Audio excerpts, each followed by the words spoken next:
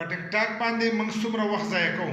په ټیک ټاک کې داسې آپشن موجود دی چې هلته کې تاسو کتای شئ چې په دې هفته کې موږ څومره وخت چې دی ټیک ټاک ته ورکوو یا دا د ورځې موږ څو پیرې چې دی دا کولاو کوو. ځکه چې عبادت له موږ دومره ټایم نه ورکوو. په شپه ورځ کې چې دی 1 ګنټه موږ مانځلی نه شو ورکولی، خو چې ټیک ټاک له موږ څومره ټایم ورکوو. دغه شان تاسو د خپل ماشومانو اکاونټ چې دی هغه هم کتای شئ چې دوی څومره وخت چې دی په ټیک ټاک باندې ضایع کوي. یا خپل اکاونټ تاسو ګورئ نو خپل وخت چې دی د هغې د لاسه کنټرول کولی شئ چې دومره ټایم به نه ورکوو، بل دا چې تاسو ټایم هم ورکولی شئ دی نه چې ټایم ورکړئ چې دومره ټایم به موږ استعمالوو، د هغې نه پس چې دی زموږ ټیک ټاک به بندېږي. لکه بیا به تاسو ته چې دی ټیک ټاک به نه چلېږي، کوډ به نه غواړي چې هغه کوډ ورکړئ، هغې کوډ نه وروسته چې دی ستاسو ټیک ټاک به چالو کېږي.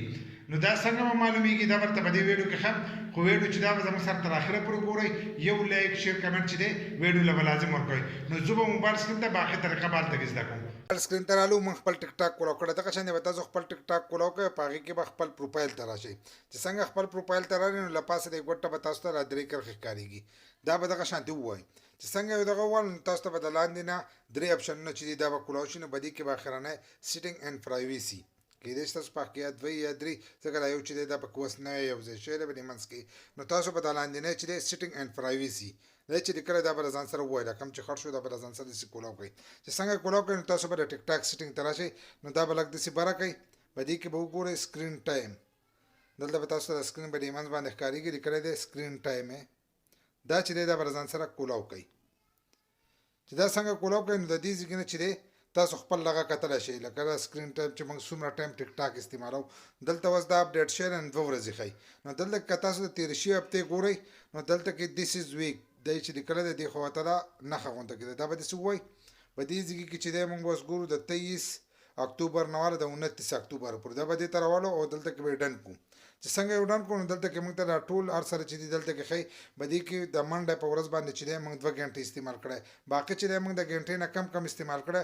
ټوټل چې دا موږ استعمال کړی دی په تېره شوي هفته کې نو 3 ګنټې ټیک ټاک موږ استعمال کړی، 3 ګنټې او 43 منټ. تاسو ته به لاندې په دې سکرین باندې ښکارېږي دا په ټوټل دی.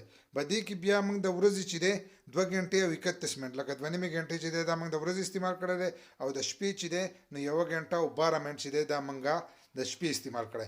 نو په دې طریقه تاسو د خپلو ماشومانو هم کتلی شئ، خپل ټایم هم کتلی شئ چې موږ څومره ټایم دې له ورکوو. دغه شان دا ټول خپل سکرین له چې دی د دې ځای نه هم ټایم ورکولی شئ. تاسو سکرین له ټایم ورکوئ نو تاسو ته به له ځانه بندېږي چې 1 ګنټه موږ خپل دغه چې دی ټایم ورکړی. دغه شان 1 ګنټه پس چې دا بندېږي 40 منټ پس او 90 منټ پس دا چې دی له ځانه بندېږي. د دې ځای نه هم هغه سیټینګ کېږي، په هغې باندې زموږ ویډیو چې دا موجود ده.